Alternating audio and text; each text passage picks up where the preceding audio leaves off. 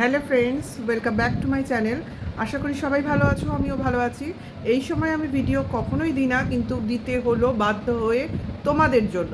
কাজে ভিডিওটা স্কিপ করো না, পুরো ভিডিওটা দেখো এবং অবশ্য করেই আনন্দ পাও। যারা টিনার ভিউয়ার্স তারা তো আনন্দ পাবেই, এটা তো আমি বুঝতেই পারছি। কারণ ভালো কথায় কার না ভালো লাগে বলো। টিনার ভিডিও একটা এসছে, ছোট ভিডিও দিয়েছে। কেন দিয়েছে বলো তো? আমাদের জন্য দিয়েছে। কারণ লোকে এইভাবে ওকে খোঁচাচ্ছে, একটা খবর ও দেবে, কবে থেকে বলছে কিছু তো হয়েছে তার জন্য বেশ করে। এবং সকালে যে ভিডিওটা দিয়েছিল ও বারবার বলছে পাবলিশ করতে পারছে না, ওর আপলোডিংয়ে কিছু সমস্যা রয়েছে। তারপরে দেখো ও একটা কাজে ব্যস্ত। আমি সবসময় বলছি একটা জিনিস প্রসেসিংয়ের মধ্যে দিয়ে গেলে মানুষ ব্লগিংয়ের দিকে অতটা খেয়াল রাখতে পারে না। আগের ভিডিওতেই আমি এটা ক্লিয়ার করে দিয়েছি। কাজেই এখন যে ও ভিডিওটা দিল, এই কিছুক্ষণ আগে যে ভিডিওটা ওর আমি দেখলাম, একটা 7 মিনিট সামথিং, 7 মিনিট প্লাসের একটা ভিডিও, তাতে ও মোটামুটি আমাদের মনে যে সংশয়টা ছিল ক্লিয়ার করে দিয়েছে। আশা করি তোমরাও দেখবে ভিডিওটা এবং আমার ভিডিও দেখে খানিকটা বুঝতে পারবে। এবং আমি জাস্ট তোমাদের সঙ্গে কিছু আনন্দ শেয়ার করে নিচ্ছি এবং কিছু খবর যারা দেখোনি তাদের জন্য দিতে এসেছি। আচ্ছা, সকালের ভিডিওটা তো আমি ক্লিয়ার করেছি। ও কি দেখিয়েছে যে অনেকগুলো জিরক্স করে রেখেছে ওর লিগাল কিছু পেপারস, যেটা কিনা শনিবার রাতেও করেছে, রবিবার ওর দরকারে ছিল। তা রবিবারের ভিডিও আমরা পাইনি, সোমবারের ভিডিও আমরা পাইনি। আচ্ছা, ওর আপলোডিংয়ের সমস্যা ছিল, কিছু কাজেও ব্যস্ত ছিল, বেসিক্যালি এটাই হলো ব্যাপার। এবার দেখো, একটা ভিডিও আপলোড, এডিটিং, এই সমস্ত সমস্যা তো হয়, যেগুলো নিয়ে আমি এর আগে কথা বলেছি। তা সেই সমস্যাগুলোর মধ্য দিয়ে ও চলছিল। তারপর একটা মানসিক অস্থিরতা, বুঝেছো? কারণ এতদিন নিজের সন্তান, নিজের জন্ম দেওয়া সন্তানের থেকে দূরে রয়েছে।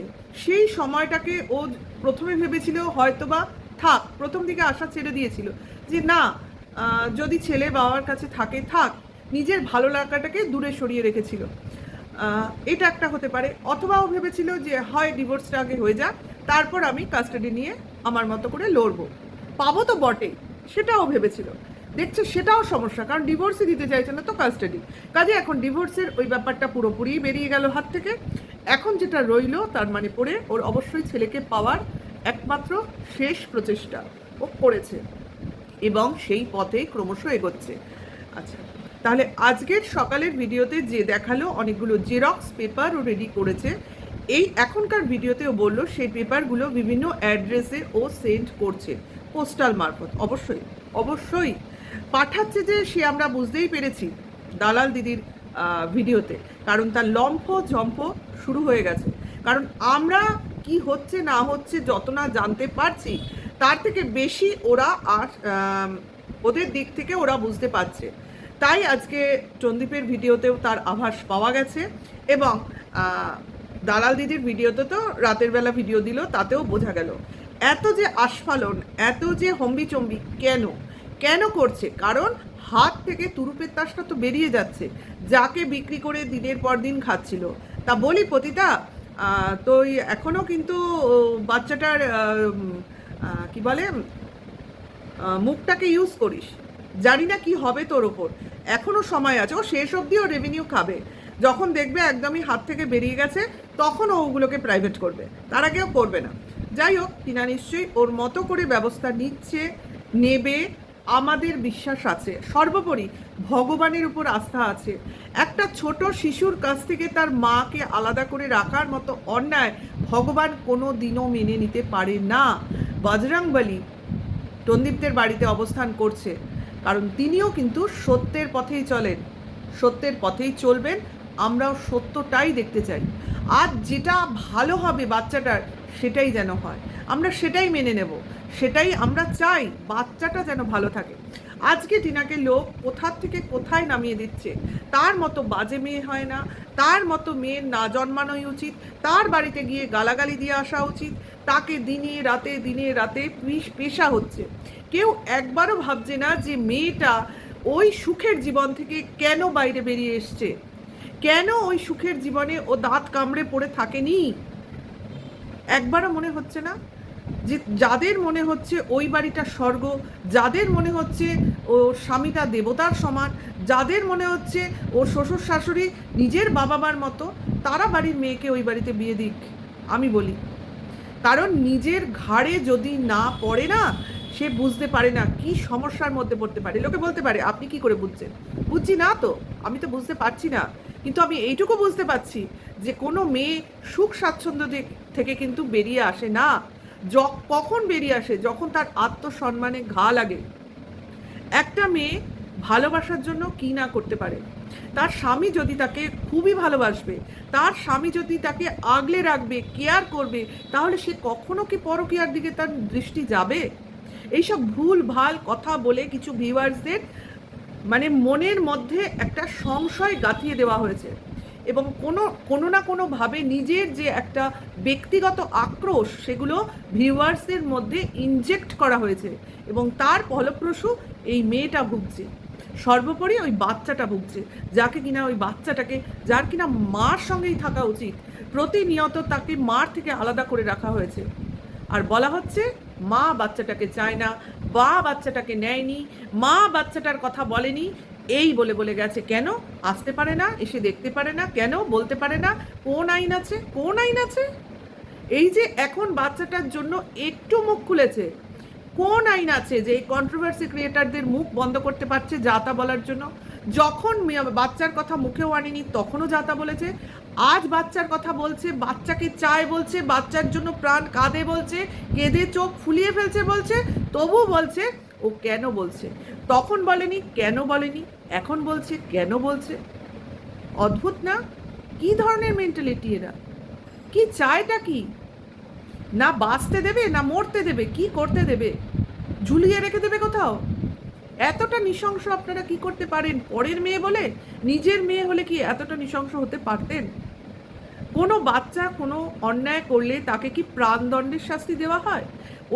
যারা বলছেন তাদের নিশ্চয়ই বয়স আছে। আমার বয়সী কি আমার থেকে ছোট হবেন, কি আমার থেকে বড়ও হবেন, এমনও অনেক লোক কমেন্টস করেন। তো তারা কি বাচ্চাদের শাস্তি হলে, দোষ করলে তার শাস্তি প্রাণদণ্ড দেন? তাদের কি শাস্তি, দোষটাকে তাদের বুঝিয়ে দোষের রাস্তা থেকে ফিরিয়ে নিয়ে আসেন না? একটা প্রাপ্তবয়স্ক ছেলে, উঠতি-বয়স্ক ছেলে যদি ড্রাগস নেয়, তাহলে কি তার অন্যায়টা কি? তার মরে যাওয়া, তার শাস্তিটা মরে যাওয়া, নাকি সেই ড্রাগসের নেশা থেকে তাকে সারিয়ে স্বাভাবিক জীবনে ফিরিয়ে আনা? কোনটা? আমরা কন্ট্রোভার্সি করতে বসেছি ভাই, লোকের দোষটাকে বলে তার দোষে ওখানে আঘাত করে তাকে সঠিক রাস্তায় আনার চেষ্টা করছি। না, আপনারা কি করছেন? আপনারা করছেন তুমি দোষ করেছো, তুমি দোষই করো, তুমি দোষ করতে করতে মরে যাও। অ্যাকচুয়ালি এটাই চাইছে, আমার এটাই বলতে ইচ্ছা করছে। তাকে কোনো ভালো পথে, মূল স্রোতে ভালো জীবনে ফিরিয়ে আনবো না। যেমন তার স্বামী, তেমনি আপনারা তার ভিউয়ার্সরা। যাই হোক, টনদীপের সম্বন্ধে টনদীপের ভিডিওতেই আমি বলবো, এখানে কিছু বলবো না। আমি টিনার ভিডিওর কথা বলছি। টিনা তার ভিডিওতেই কিছুক্ষণ আগে জানিয়েছে যে ওই কী বলে সমাজসেবক দাদার কথাটা, যে উনি সঠিক বার্তাই লিখেছিলেন কমিউনিটি পোস্টে, এবং টিনার সঙ্গেও ওনার ফোনের কথা হয়েছে, এবং টিনা ওনার সঙ্গে এখন কোনো যোগাযোগে নেই, কারণ টিনার আগের থেকেই অনেক পরামর্শদাতারা ছিল বা ছিলেন, এখনও আছে। কাজে সেই ব্যাপারটা উনি জানতে পেরে বলেছেন, আগে থেকেই যখন তোমাকে পরামর্শদাতারা ভালোভাবে গাইড করছে, তখন তুমি তাদের গাইডেন্সই নাও, আমার এখানে আর প্রয়োজন নেই। টিনাও বলেছে তার মতো করে সরি চেয়ে নিয়েছে, এবং ওই ব্যাপারটা ইতি হয়ে গেছে। কিন্তু টিনার প্রসেসিংটা কিন্তু থামেনি, অর্থাৎ যারা লিগালি ওর গাইডেন্স ছিল তারা তাকে সেভাবেই গাইড করছে, দূর থেকেও করছে, কাছের থেকেও করছে, এবং আমরা সবাই ওকে গাইড করছি। আমরা আমাদের ভালো নিয়ে গাইড করছি, আমরা চেষ্টা করছি ভালো বার্তাগুলো ওকে তুলে দিতে। আমরা চাইছি একটা ছোট্ট শিশু যেন তার মাকে পায়, কারণ একটা বাচ্চার মানসিক বিকাশের জন্য তার বাবা, পরিবারের সঙ্গে সঙ্গে তার মাকেও প্রয়োজন হয়। আর মা যখন জীবিত আছে, এই কথাটার উপর আমি জোর দিচ্ছি, অবশ্য করেই সে বাচ্চার মাকে পাবার অধিকার আছে। মার কতটা বাচ্চাকে পাবার অধিকার আছে সেটা বড় নয়, এখানে বড় করে দেখা হোক বাচ্চার প্রয়োজনটা। বাচ্চার যে বয়স, সেই বয়সে সে তার নিজের প্রয়োজন বোঝে না, কারণ বাচ্চাকে একমাত্র তার মাই গাইডেন্স দিতে পারে। হ্যাঁ বলবেন আপনারা, কেন তাহলে বাচ্চাকে না নিয়ে বেরিয়েছে? আরে বারবার চিল্লিয়ে বললেও আপনাদের মাথায় ঢোকে না কেন? বাচ্চাটাকে ওরা নিতে দেয়নি কারণ ও একটা ছেলে বংশধর বলে। আজ যদি টিনার মেয়ে হতো, সেই মেয়ে কিন্তু টিনার সঙ্গেই থাকতো, এবং আজকে হয়তো টিনা ওই মেয়ের জন্য টন্দীপের কাছ থেকে টাকা চাইতো, কারণ বাবার দায়িত্ব থাকে ছেলে মেয়ের ভরণ পোষণ দেখার জন্য। তখন হয়তো টন্দীপ সেই নিয়ে বলতো, কেন দেবো, যখন বেরিয়ে গেছে তখন তো আমি কিছু দেবো না। আজকে ছেলে বংশধর বলে তাকে এত আঁকড়ে ধরে রাখা হয়েছে। আজ মেয়ে বংশধর হলে এটা কখনোই হতো না, যেরম কিনা সৌমালির ক্ষেত্রে ঘটেছে। আমি তো সব সময় বলি, সৌমালি তুমি দূরে থাকো, কিন্তু এদের নজরে রাখো, এদের নজরে রাখো। তুমি তোমার মাকে পাওনি, কিন্তু একটা বাচ্চাকে তুমি কিন্তু তার মাকে পেতে দাও। দেখো যেন বাচ্চাটা তার মাকে পায়। একটা বাচ্চার মা না থাকা কি নিদারুণ কষ্টের, কি নিদারুণ মর্মের দিনগুলো তুমি কাটিয়েছো, নির্মম দিনগুলো তুমি কাটিয়েছো, তুমি নিজে ফিল করেছো। কাজে কিষাণুকে এটা ফিল করতে দিও না, কারণ বাবা এখন যেটা করছে সেটা তাদের আক্রোশ থেকে করছে, দেখানোর জন্য করছে। একটা সময় যখন সমস্ত জিনিসটা থিতিয়ে যাবে, তখন কিন্তু এই ক্রেজটা আর থাকবে না। বাচ্চাটাও বড় হবে, ছেলে বাচ্চা, সে কিন্তু বাইরের দিকেই তার বাবার মতোই মন হবে, সে কিন্তু ঘরে বসে থাকবে না। তখন কিন্তু তার চরিত্রটা সঠিক রাখা কিন্তু খুব মুশকিল হয়ে যাবে, বিশেষ করে যখন এই পতিতা ওই বাড়িতে যাতায়াত করছে। যে নিজের ছেলের চরিত্র ঠিক রাখতে পারে না। শ্বশুর বাড়িতে গিয়ে ছেলে ভালো আছে, আজকে আমি স্বীকার করি, ভাগ্যিস মার কাছে নেই। যাই হোক, যা হয়েছে হয়েছে, সে একটা ভালো শ্বশুরবাড়ি পেয়েছে, সেখানে গেছে, বিজনেস দেখছে বাবার, বউয়ের সঙ্গে সুখে আছে। এই মায়ের ছত্রছায়াই তো নেই। কিন্তু এই পতিতা বা এই দালাল কখনো কিন্তু এই কিষাণুকে ছাড়বে না।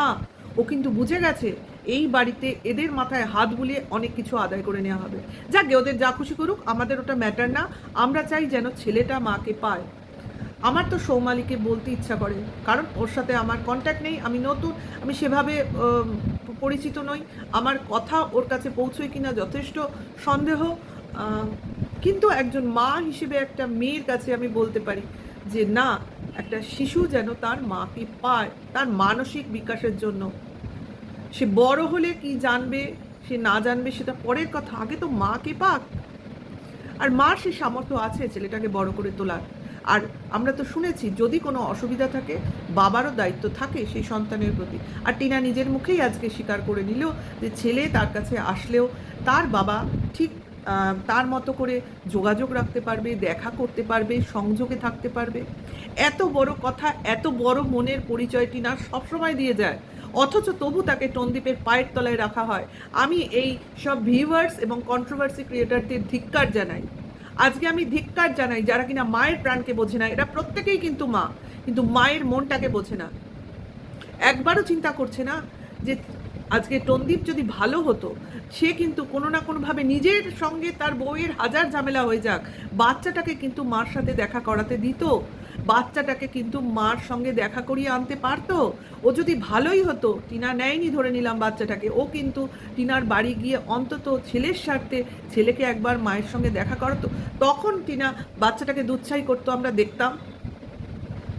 তখন আমরা আমাদের এই মুখটাই থাকতো না, আমরা টন্দীপের নামে হাজার গুণে নামগান করতাম, বলতাম যে মায়ের থেকে বাবার শতগুণে ভালো। কিন্তু ক্রমশ ওর নীচতা, ওর যে প্রতিহিংসাপরায়ণ মন, স্বার্থপর মন, আর কি বললে যে ঠিক হবে আমার জানা নেই, আমার মনে আসছে না এখন, মাথায় আসছে না, মনেও পড়ছে না। যাই হোক, পরে ভিডিওতে আসছে ওর সম্বন্ধে কথা, ওর ভিডিও করব বলছি, কিন্তু পরপর টিনার ভিডিওগুলো চলে আসছে বলে ওগুলো নিয়েই আগে করতে হচ্ছে।